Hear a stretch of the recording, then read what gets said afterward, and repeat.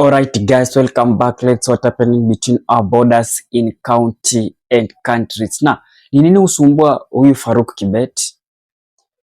Shida yake na wamama ni gani? Check.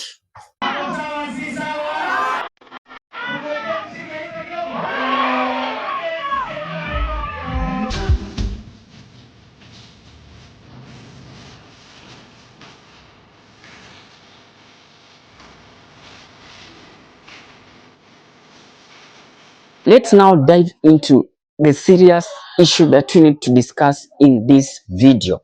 Why is it that William Samoei Ruto, the President of Republic of Kenya, together with his CS of Finance, that is John Mbadi, are speaking different language? This might be Ruto anataka kutafuta njia so that he can set the so-called expert from ODM to the public. And before we discuss that, in case you are watching this channel for the first time, kindly please click that subscribe buttons, then allow the notification buttons to be on. Whenever we are producing a video like this one, YouTube will automatically giving you a notification. Last week, John Mbadi appeared before the Committee of Education in Parliament. And John Mbadi says that education sector might suffer because the finance that is there cannot fully support the capitation ama haziwezi peana the capitation to the children's 22,000 amounts that they had been agreed. That is the truth. We don't have the capacity as at now to finance free primary, free secondary. And I will explain to you. If you check our debt repayment 5 years ago, it was very low.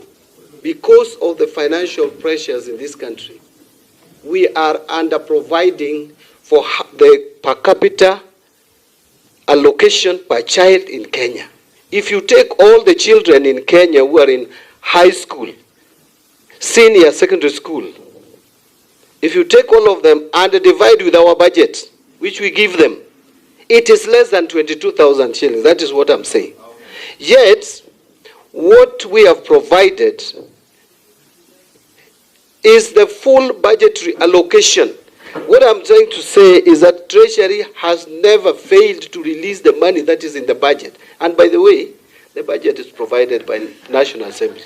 I wanted to demonstrate to you the reasons why the government is finding it difficult to finance each child at 22,000, in junior school at 15,000. William Samoei Ruto yesterday comes out and said there's no way hii masomo ya bure inaweza tolewa Kenya. They must do it and they must finance and they must empower children through free primary education. Ile program ya masomo ya watoto wetu, the program of universal free primary and secondary education inaendelea katika taifa letu la Kenya. Ndio sababu tumeajiri walimu zaidi. Ndio sababu tumejenga madarasa 23,000. Tumeajiri walimu 76,000. Tutaajiri walimu wengine tuhakikishe kwamba program ya universal free primary and secondary education inasonga mbele.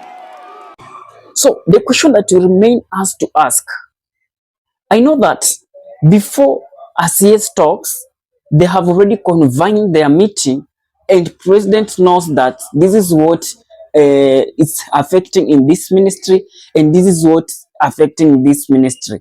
Why is it that like the Minister of Education, I'm saying that we cannot do 1, 2, 3. Then the president, who is now the head of state, anakam then anasema these things can be done, these things can be done. What might be the problem? For me, number one is that William Ruto is now trying to set the so-called expert to the republic. You know that when I come up to say that these things is not doable, then president comes in then says these things is doable. Automatically ni wewe sasa wanakuseti to the public. It will reach at times that CS Mbadi CS Mbadi will find a very difficult time to work, kwa sababu when I speak this one the head who is there anaongea this one, so that itafika hivyo mzozo kidogo kidogo atajitoa. So that is the strategies that this guy is using. It also might William Samoei Ruto is not now believing the so-called expert. Anasema these people might wanaweza nitoka when the time is right, so that they can go and proceed with the presidential campaign of which we have of which Raila Amolo Odinga might be run as the president of the Republic of Kenya. And there's no way that Raila will be running and the so-called experts are still in government. So ana come up so that it can be that cohesion. From that cohesion atasema step aside, let me put someone there. Still atenda hivyo pole to ensure that the expert is out of the government. That is my take. And if you have watched this video until this time, back from bottom of my heart, I really value it. If you have not yet subscribed, do so. Be part of this family. Imboko Network. I'm coming up with more videos daily.